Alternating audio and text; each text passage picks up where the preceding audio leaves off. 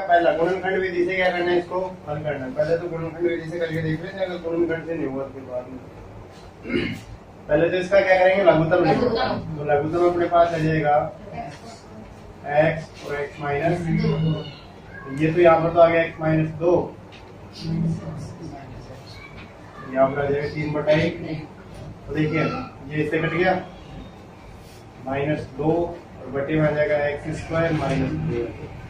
कितना हो गया, 3 आ गया। ठीक है, अब देखिए इसको हल करेंगे आगे, मध्य गुणा कर दो, -2 बराबर है 3x² माइनस 6। इसको इधर ले जाएंगे आगे, तो 3x² माइनस 6 प्लस 2 बराबर का 0। ठीक है, अब देखिए गुणा करने पर तो कितना आना चाहिए, 6, और जोड़े का खाए तब भी कितना आना चाहिए, 6। हो सकता है गुणनखंड ऐसा, √6 गुणा √6, √6 गुणा √6, और दोनों 2 √6 आता है क्या, पूर्ण विधि से। तो इसको हम यहाँ पर देखो, इसके गुणनखंड नहीं हो रहे, तो इसको कर दो पूर्ण विधि से। पूर्ण के सिद्धाचार्य से काफी बड़ा हो जाएगा, है ना।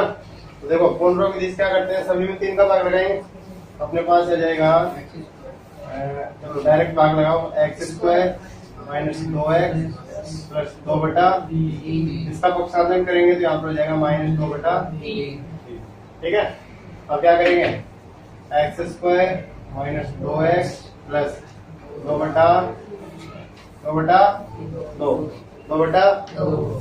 देखो इसका आधा करेंगे ना, तो इसका आधा कितना हो, 1 का वर्ग, और इधर 1 का वर्ग। तो अपने पास आगे देखिए x माइनस 1 का होल स्क्वायर, है ना, ये है ना। तो इधर आ गया अपने पास -2/3 बस 1/1। तो देखिए x माइनस 1 का होल स्क्वायर, इसके बटे में आ गया 3, तो ये तो हो जाएगा -2 प्लस, आगे समझ, x माइनस 1 का होल स्क्वायर बराबर इधर कितना हो गया, 1/3। ये स्क्वायर हटाएंगे यहाँ से, तो इसके ऊपर आ जाएगा रूट आ गया। कोई समस्या यहाँ तक? अब देखो ध्यान दो, x माइनस 1 बराबर, यहाँ पर ये मान निकलेगा +-1/√3, इसमें तो निकलेगा ना। अब एक बार तो क्या ले लो, धनात्मक चिन्ह, फर्स्ट में तो धनात्मक चिन्ह से,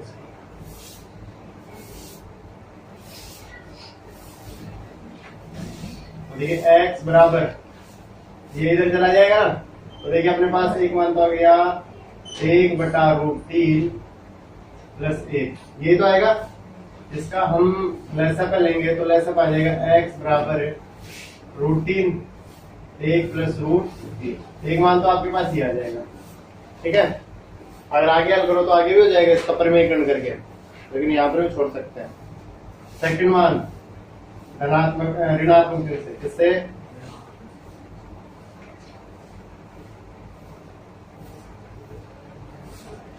देखिए ऋणात्मक से x बराबर -1/√3 और +1, ये तो आगे जाएगा ना। तो अपने पास जो मान आएगा, देखिए इसका लहसा पे वही √3 आ गया, यहाँ पर -1 और +√3, तो ये मान आ जाएगा इसका, यहाँ पर अरे वो तो एक ही बात है, वैसे भी लिख सकते हैं, √3 - 1 बटे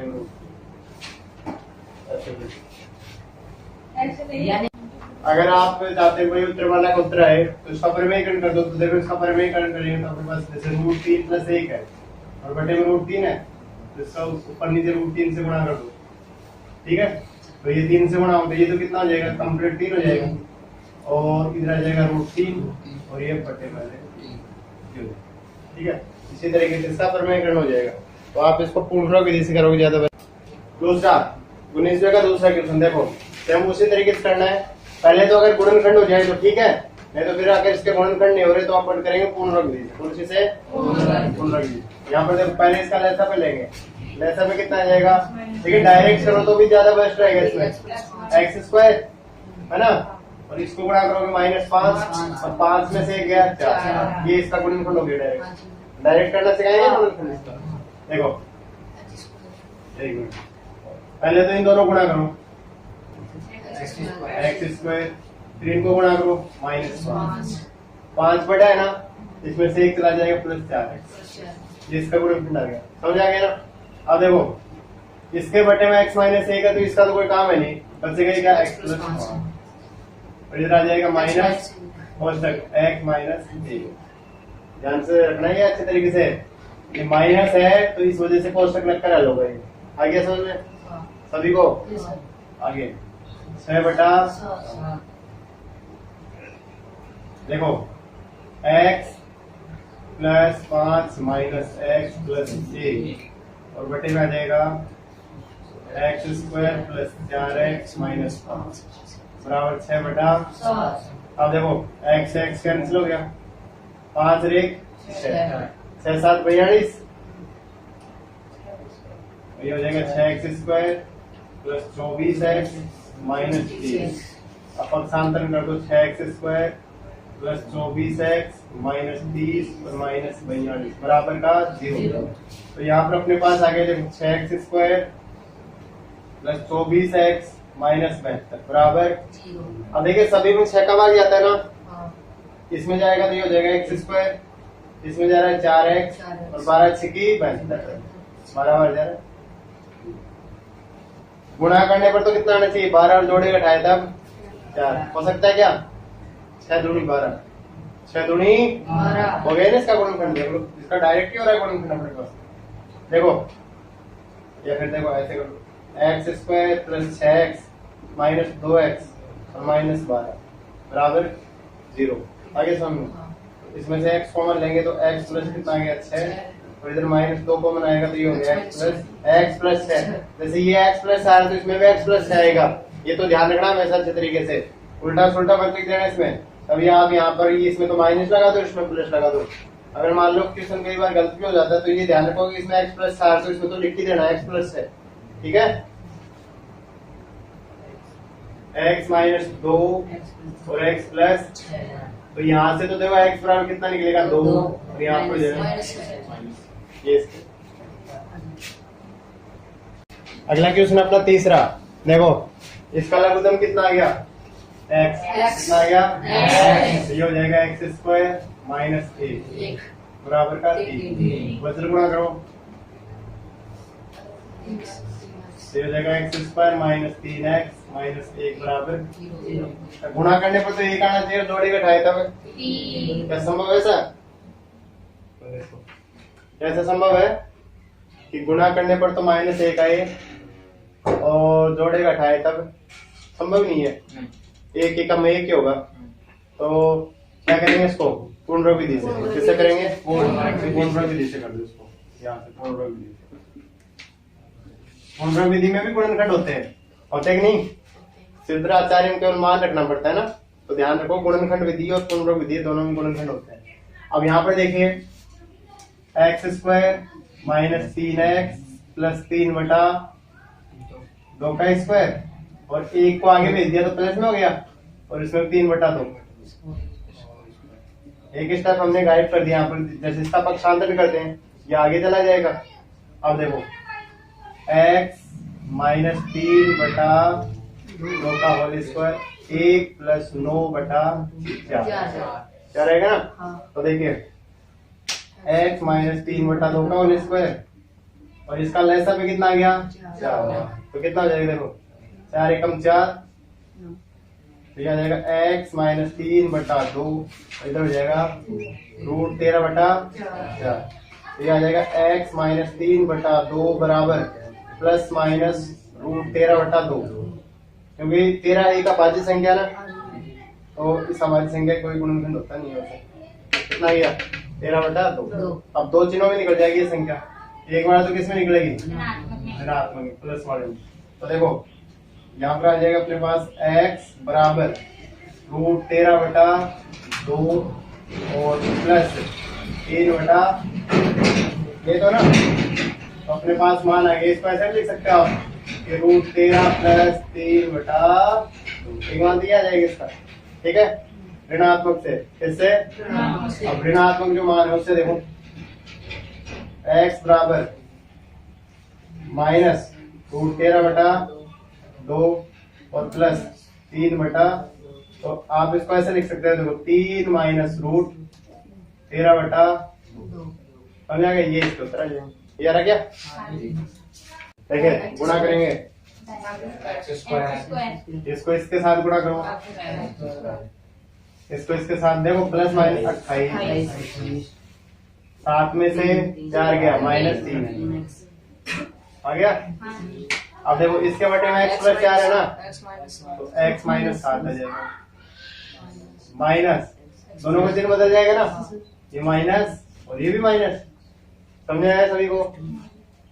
11/30, ये कट गया, इससे कितना हो गया? माइनस का 11 हो गया, तो 11 को इससे गुणा करेंगे, -33, 330 हो गया। अच्छा इसके साथ गुणा कर दो, 11x² माइनस 33x और माइनस कितना आएगा? 301 कैसे आएगा? 308 माइनस 311, ठीक है।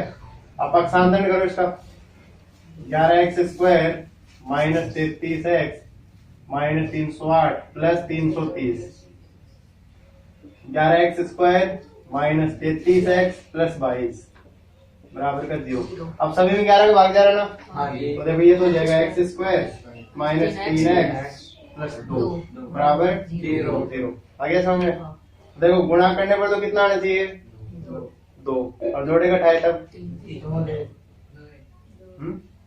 2 और 1 -2 और -1, इसके गुणनफल हो जाएंगे, x² minus 2x minus 1x plus 2 बराबर 0। अब इसमें देखो कॉमन क्या रहा है?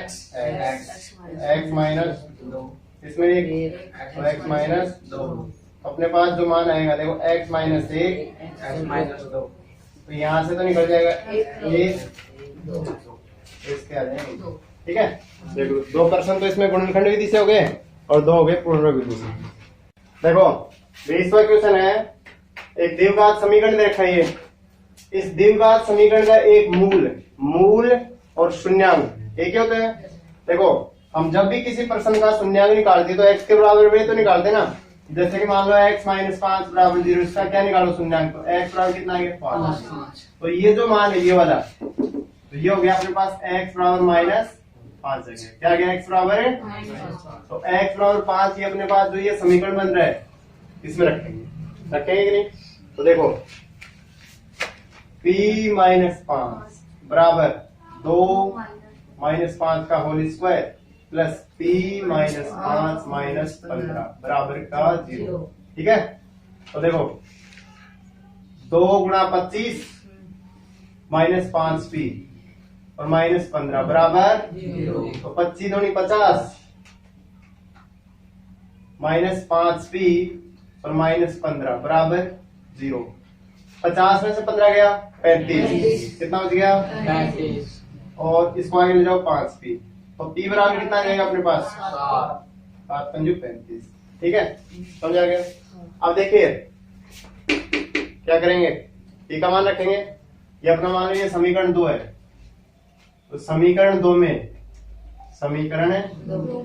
p बराबर 5 रखने पर 7 रखेंगे, 7 रखने पर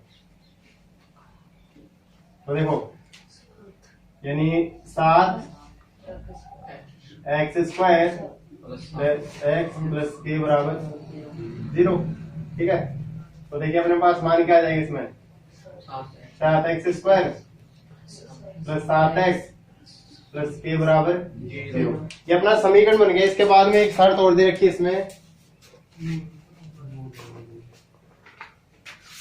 इसके मूल क्या है? बराबर है। क्या है? मूल बराबर है। थोड़ा सा ध्यान से समझना, क्योंकि कई बार क्या होता है कि हम क्वेश्चन को पूरे को पढ़ लेते हैं, लेकिन जो मूल इसमें जो शर्त दे रखे हैं वो शर्त को भूल जाते हैं। तो इसकी जो शर्त है वो क्या है? मूल बराबर, इसके मूल बराबर है। और जब मूल बराबर होते हैं तो अपने पास समीकरण लगता है b² - 4ac बराबर 0। ये तो लगता है ना, तो देखो b का मान कितना है 7 का वर्ग 4 गुणा 7 गुणा k बराबर तो ये तो कितना हो गया 49 हो गया ये 28 के बराबर 0। तो देखो इसको आगे भेजेंगे तो प्लस का हो जाएगा 28 के बराबर कितना हो गया 49 तो k बराबर हो जाएगा 49 बटा। ठीक है अब ये दोनों जो मान है वो 7 से कट रहे हैं 7 सातु और 7 तो कटता है k का मान हो जाएगा 7 बटा 4। ठीक है देखो 21वां क्वेश्चन श्रीधराचार्य विधि से करवा रहे हैं ना। सबसे पहले a का मान बताओ यहाँ पे क्या है a स्क्वायर b का मान है और इसका माइनस। सबसे पहले यहाँ पर क्या करेंगे द्विघाती सूत्र का प्रयोग मूलों की प्रकृति निकालेंगे ना या समीकरण का अस्तित्व क्या निकालेंगे समीकरण का अस्तित्व द्विघाती सूत्र से। तो देखो बी स्क्वायर माइनस 4ac ये अपना द्विघाती सूत्र हो गया। अब देखो इसमें b का मान रखो पहले तो p square minus q square इसका -4 गुणा p स्क्वायर और माइनस हो गया।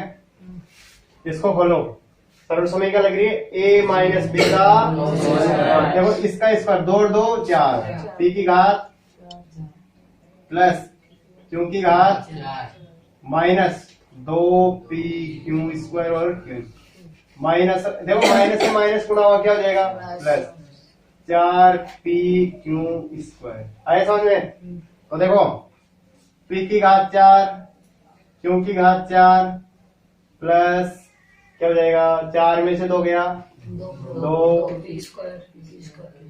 अब वापस सर्व समीकरण बनेगी इसमें बनी कि नहीं बनी a square b square plus 2ab तो इसको वापस रख दो समीकरण में उसमें सर्व समीकरण में p का स्क्वायर प्लस q का स्क्वायर और इसका यहाँ पर क्या है अस्तित्व है माइनस से बड़ा है ना माइनस से बड़ा है तो यहाँ पर ये समीकरण का क्या हो गया अस्तित्व हो गया ना। अब क्या करेंगे श्रीधराचार्य का प्रयोग क्या करेंगे श्रीधराचार्य देखिए श्रीधर आचार्य सूत्र अपना श्रीधराचार्य सूत्र क्या है x बराबर माइनस बी स्क्वायर माइनस बटे में 2a x बराबर माइनस b का मान बताओ क्या है b square minus plus minus b square minus 4 इसी का मान ये तो है p square plus q square इसका बटे में 2p स्क्वायर x बराबर minus p square plus q square plus minus root p square plus आए समझ में कुछ भाई देखो इसके ऊपर स्क्वायर था इस स्क्वायर की वजह से इसका रूट हट गया अपने पास मान बच गया P square plus q square ये तो बचा ना कोष्टक लगा दें या 28 सकता कोष्टक प्लस माइनस एक ही बात है वो तो नीचे बच जाएगा 2p स्क्वायर। ठीक है अब क्या करेंगे देखो इसको एक बार तो प्लस का चिन्ह लेंगे और एक बार माइनस का। तो पहले तो धनात्मक चिन्ह से किससे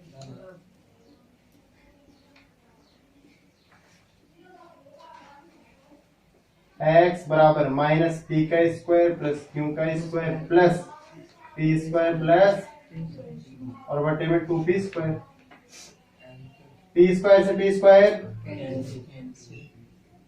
2q स्क्वायर बटा 2p स्क्वायर 2 से 2 कैंसिल q स्क्वायर बटा एक मान तो ये आ जाएगा इसका।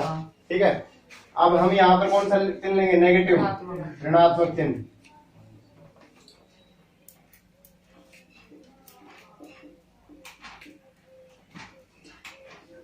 ऋणात्मक चिन्ह से तो देखो ऋणात्मक चिन्ह से x बराबर ऋणात्मक किसका लेना है इसका लेना है ना।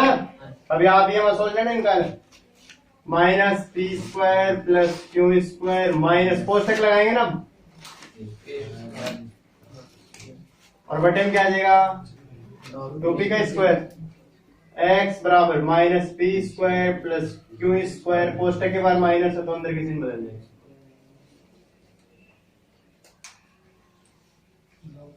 क्यू स्क्वायर से क्यू स्क्वायर कितना हो गया माइनस 2p का स्क्वायर और बटे में तो कट कर क्या हो गया, कट गया, इसका मान आ गया माइनस।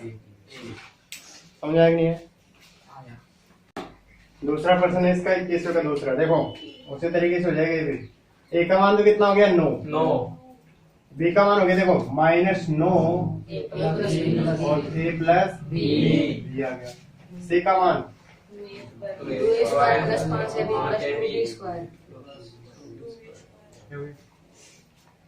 वापस उसी तरीके समीकरण का अस्तित्व तो निकालेंगे यहाँ पर द्विघाती सूत्र से।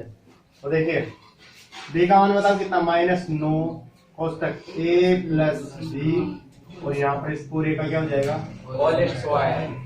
4 गुना ए का मान 9, ठीक है, और सी का मान देखो 2a स्क्वायर प्लस 5ab, ये हो गया।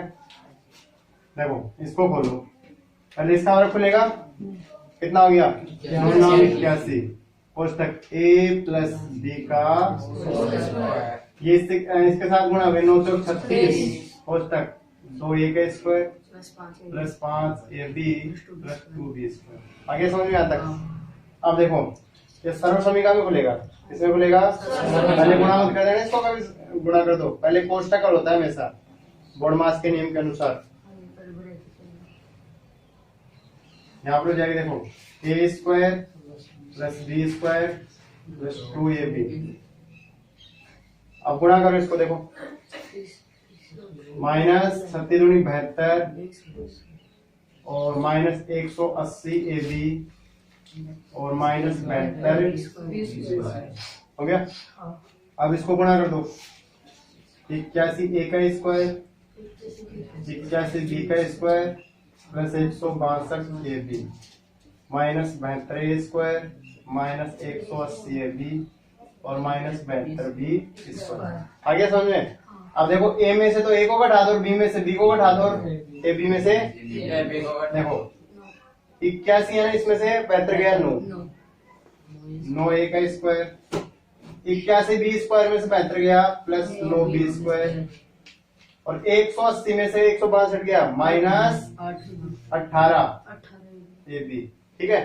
अब सभी में 9 का भाग जा रहा है ना, तो यहाँ पर 9 गायब हो जाएगा a square plus b square minus 2ab सर्व समीकरण बन गई ए माइनस बी का स्क्वायर 0 से बड़ी हो गई, होगी नहीं?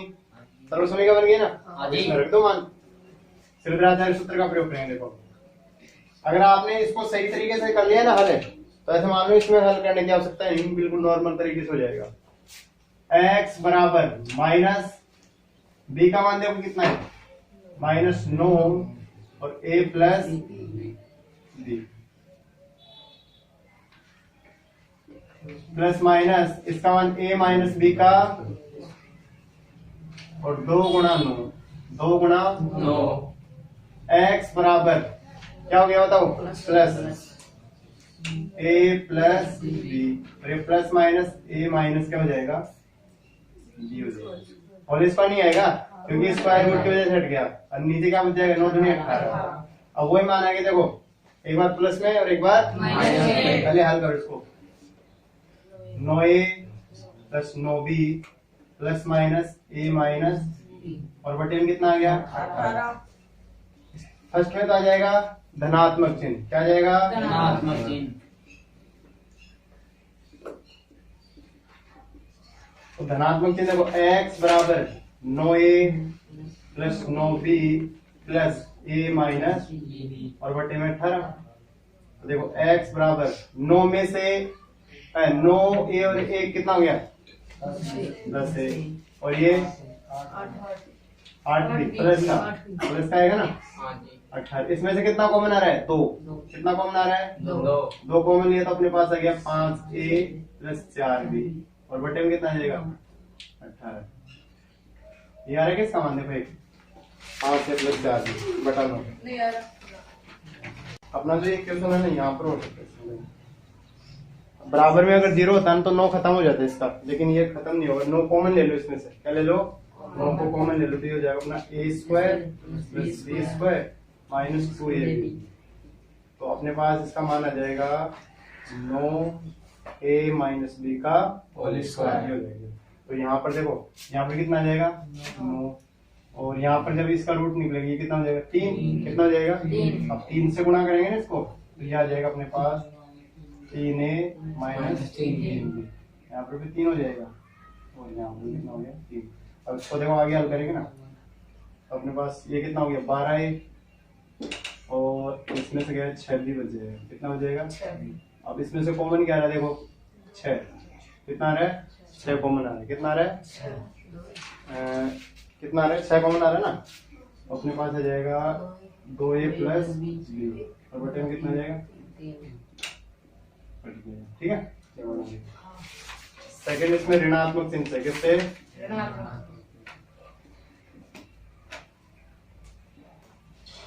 ऋणात्मक चिन्ह। तो ऋणात्मक चिन्ह में देखो यहां से ले लो ऋणात्मक चिन्ह, 9a plus 9b minus 3a minus 3b, और बटे में कितना? 18 है ना। बटे में कितना इसके? 18। तो देखो कितना हो गया ये? 9a plus 9b minus 3a plus 3b, और बटे में कितना हो गया इसके? 18।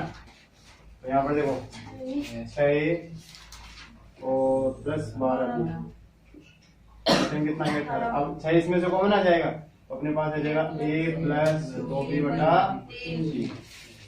ठीक है। इसके बाद यहाँ पर ये ध्यान रखना कि यदि यहाँ पे बराबर होता है ना तो 9 खत्म हो जाता है, लेकिन यहाँ पे बराबर 9 नहीं है, इस वजह से 9 कॉमन आ रहे हैं इसमें से। ठीक है। अब 9 कॉमन लिया तो अपने पास ये मान आ गया, और इसको फिर यहाँ पर कर देंगे। ठीक है। 22वां क्वेश्चन देखो, एलसीएम दे रखा है x cube minus 7x plus 6 और एलसीएम दे रखा है x माइनस 1। ठीक है। तो इस समीकरण, ये समीकरण हो गया आपका a, तो इसमें x बराबर कितना रख दो? 1 रखने पर संतुष्ट करता है कि नहीं? देखो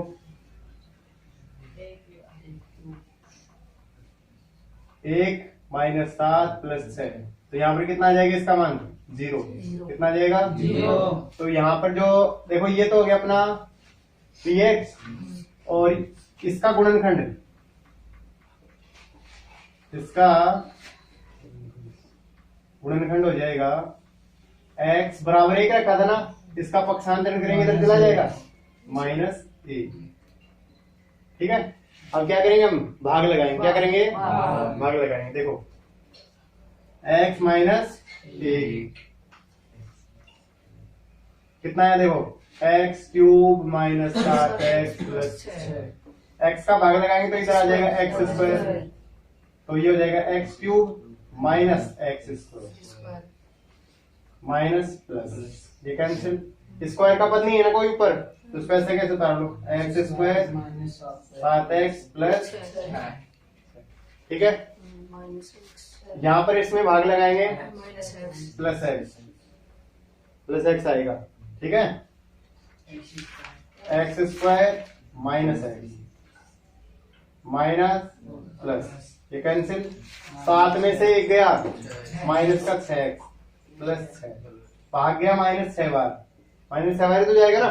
अब माइनस 6 से इसको गुणा करें तो ये तो माइनस 6, तो ये प्लस 6, चिन्ह बदल दो, प्लस माइनस, ये कैंसिल हो गया, क्या हो गया? ठीक है। अब जो एलसीएम है ना, इसका नया बहुपद क्या आ गया? गुणनखंड क्या है इसका? देखो चूंकि एलसीएम के गुणनखंड एक तो आ गया अपने पास x माइनस 1 और एक आ रहा है x square plus x minus 6। अब देखो इसको गुणा करने पर है ना, इसको गुणा करने पर तो 6 आना चाहिए, और जोड़े का ढाई तक कितना चाहिए? 1, 3 दूनी 6, तो ये हो जाएगा x माइनस 1 x प्लस 3 और x माइनस, देखो एक्स स्क्वायर 3 दूनी 6 और 3 में से 2 गया, एलसीएम के गुणनखंड हो गए। अब देखो इधर एलसीएम बराबर तो अपने पास है x माइनस 1 x प्लस 3 और x माइनस, और HCF बराबर अपने पास x माइनस 1। अब दोनों में ये मालूम बनिश है ना, तो इसका पहला व्यंजक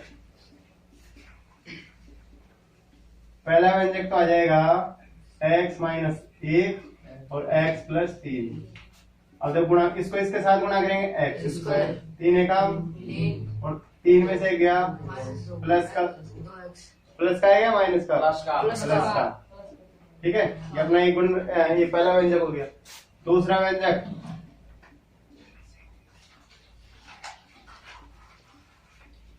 x माइनस 1 और x माइनस 2, इसको इसके साथ गुणा करेंगे x स्क्वायर, 2 एकम और ये माइनस 3x, इसके दो व्यंजक। समझा गया? क्या आपका क्वेश्चन हो गया? देखो एलसीएम दे रखा है x cube minus x square plus 3x plus 10। HCF दे रखा है x माइनस 1, पहला बहुपद है ये, तो दूसरा बहुपद इसमें ज्ञात करवा रहे हैं। तो अपने पास सूत्र होता है ये, हाँ देखिए, पहला व्यंजक या दूसरा व्यंजक बराबर एचसीएफ गुणा, यहाँ पर x प्लस 1 है ना, इसमें देखो पहला व्यंजक दे रखा अपने पास x square minus 4x minus 5, ठीक है, माइनस के दोनों, ये हो गया सेकंड पद। एचसीएफ x प्लस कितना दे रखा है? 1, x प्लस 1, इसमें देख लेना एक बार x प्लस 1 या x माइनस 1 है, वो बाद में देखेंगे। अगर यहाँ पर इसके जो गुणनखंड आएंगे ना, तो उसके हिसाब से देख लेंगे यहाँ पर कौन सा गुणा में है x cube minus x square plus 3x plus, ठीक है। अब इसके देखो गुणा करो, इसके गुणनखंड करो, x square minus 5x plus 1x minus 5 गुणा में सेकंड पद, तो यह आ जाएगा x प्लस 1 गुणा x cube minus x square plus 3x plus का 10 हो गया, ठीक है। अब देखिए इसमें कॉमन क्या आ रहा है? x, तो x माइनस कितना हो गया? 5, इसमें कॉमन आ रहा है 1, तो x माइनस 5 गुणा सेकंड पद x प्लस 1 और ये हो जाएगा गुणा x cube minus x square plus 3x plus 10, ठीक है। x प्लस 1 और x माइनस 5 गुणा second x plus 1 x cube minus x square plus 3x plus 10, ठीक है। x प्लस 1 से x प्लस 1 कैंसिल हो गया। अब इसका है ना भाग लग जाएगा, इसमें क्या हो जाएगा? गुणा में, तो भाग में चला जाएगा। देखो सेकंड पद आ जाएगा इसका x माइनस 5 का भाग लगाएंगे इसमें, x cube minus x square plus 3x plus 10, ठीक है। अब देखिए भाग लगाओ, x square x cube minus 5x square minus plus, ये कट गया। अपने पास यहाँ पर बच गया माइनस एक्स स्क्वायर, प्लस में कितना आया? प्लस यहाँ पर माइनस एक्स आ जाएगा, तो ये हो जाएगा minus x square plus 5x minus plus minus, ये कट गया, माइनस का 2x आ जाएगा प्लस 10, ठीक है। अब देखिए माइनस 2, तो ये आ जाएगा माइनस 2x और प्लस का 10 प्लस माइनस, ये कट गया। इसका सेकंड जो बहुपद आया वो आ गया अपने पास एक्स स्क्वायर माइनस, ठीक है। तो ये देख लेना, इसमें ये यहाँ पर संख्या नहीं है, उसी दिन गलत दे रखे हैं ना किताब में।